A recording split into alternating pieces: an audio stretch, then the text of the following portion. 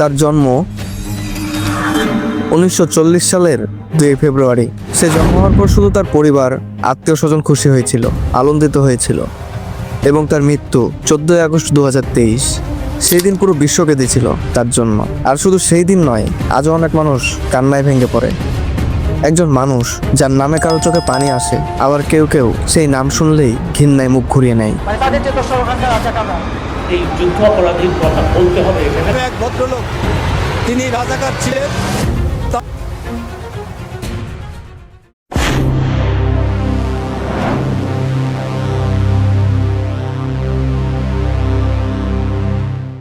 দেলোয়ার হোসেন সাঈদী একদিকে ওয়াজের মঞ্চ কাঁপানো বক্তা, আরেকদিকে যুদ্ধ অপরাধে দাগিত আসামি। তিনি কি আল্লাহওয়ালা এক আলেম ছিলেন, নাকি 1971 সালের দেশদ্রোহ দাগ লাগা এক নাম?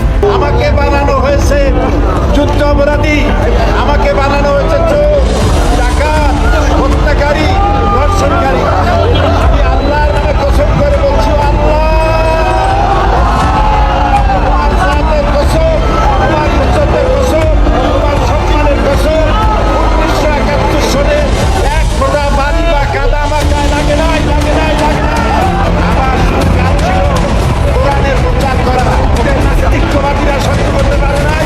আজকের এই আড্ডায় আমরা জানবো তার পুরো জীবনের গল্প। সহজ ভাষায়, চোখে চোখ রেখে বিচার নয়, শুধু প্রশ্ন করব, উত্তর আপনি নিজেই খুঁজে নেবেন।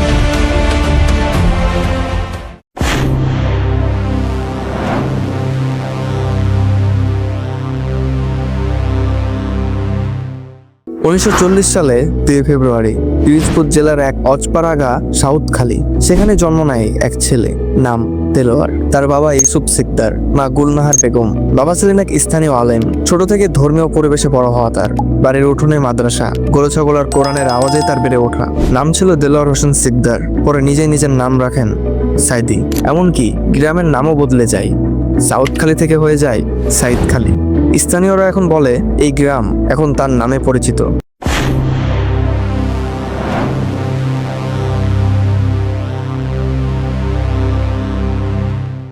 ছোটবেলাতে ভর্তি হন বাবার মাদ্রাসায়, তারপর পড়েন খুলনার আলিয়া মাদ্রাসায়। ছাত্র জীবনে খুব উজ্জ্বল ছিলেন না, কিন্তু কোরআনের তাফসীর শেখার আগ্রহ ছিল খুব। এই সময় থেকেই লেখালেখি শুরু। বিভিন্ন ইসলামী বই, ছোট ছোট পুস্তিকা লিখতেন। তবে এখানে আসে প্রথম বিতর্ক। অনেকেই বলে তিনি পিরোজপুরের পাড়ের হাটে এক দোকান চালাতেন।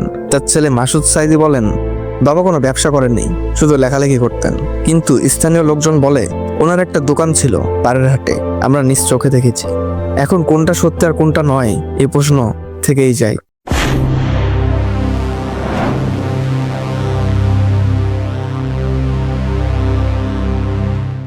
বাংলাদেশে শুরু হয় মুক্তিযুদ্ধ। চারিদিকে শুধু যুদ্ধ, রক্ত আর আতঙ্ক।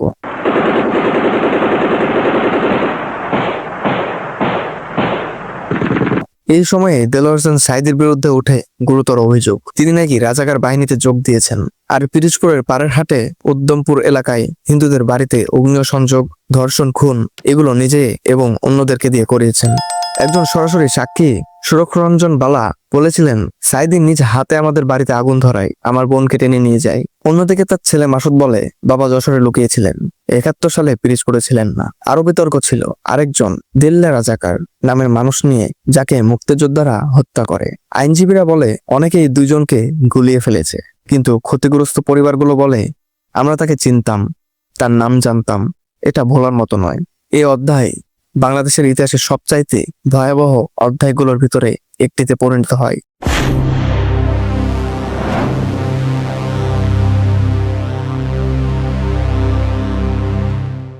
যুদ্ধের পরে সাঈদী একেবারে লোকচক্ষুর আড়ালে চলে যায়।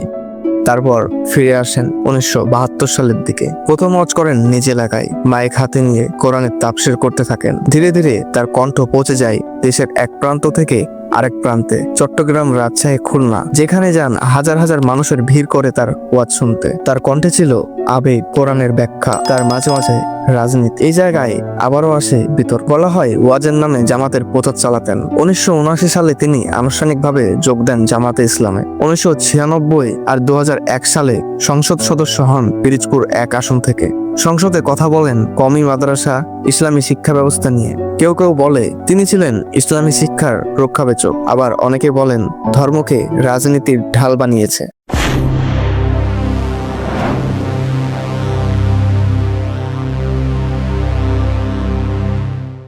2010 সালে তাকে গ্রেফতার করা হয়, অভিযোগ যুদ্ধ অপরাধ। 2013 সালে আন্তর্জাতিক অপরাধ ট্রাইব্যুনাল রায় দেয় 20টি অভিযোগের মধ্যে 8টিতে দোষী, 2টিতে মৃত্যুদণ্ড।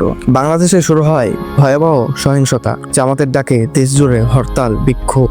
প্রায় 150 জনের মৃত্যু ঘটে বিভিন্ন সঙ্গমে। পরে সুপ্রিম কোর্ট সে মৃত্যুদণ্ড বাতিল করে দিয়ে অমৃত্যু কারাদণ্ড দেন।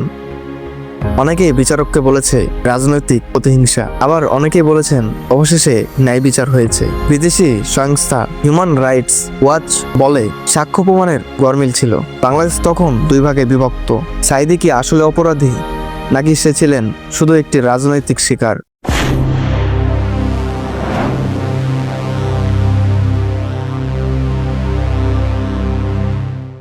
13 আগস্ট 2023 কাশিমপুর কারাগারে হঠাৎ অসুস্থ হয়ে পড়েন দেলোয়ার হোসেন সাঈদী। হৃদয় রোগে আক্রান্ত অবস্থায় নিয়ে যাওয়া হয় বঙ্গবন্ধু মেডিকেল কলেজে। সেখানেই 14 আগস্ট রাতে তার মৃত্যু হয়। তার শেষ কথা ছিল, আল্লাহ সাক্ষী, আমি সবসময় শহীদ হওয়ার জন্য প্রস্তুত ছিলাম। তার মৃত্যুর খবর ছড়িয়ে পড়ে শাহবাগ, ঢাকা, পিরিজপুরে হয় বিক্ষোভ। অনেকেই মানে না যে এই মৃত্যু স্বাভাবিক। দাফন হয় পিরিজপুরেই তার নিজের প্রতিষ্ঠিত সাঈদী ফাউন্ডেশনে। জানাজার হাজির হয় প্রায় 20,000 মানুষ।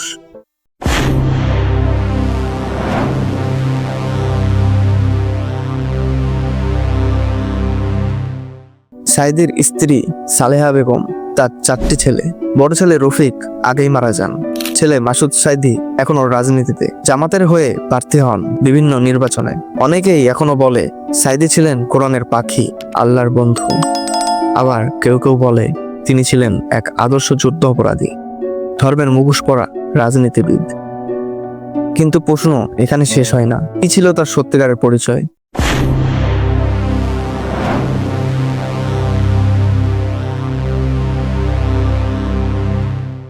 কিন্তু প্রশ্ন এখানে শেষ হয় না। কি ছিল তার সত্যিকারের পরিচয়?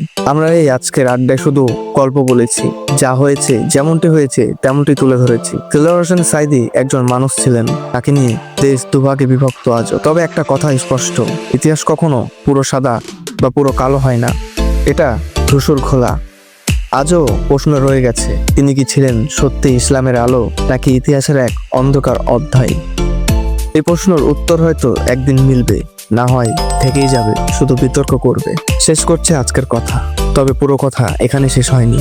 সামনে এই বিষয় নিয়ে আরো একটি ভিডিও থাকবে। ভিডিওটি ভালো লাগলে লাইক করুন, সাবস্ক্রাইব করুন এবং আমাদের সাথে থাকুন।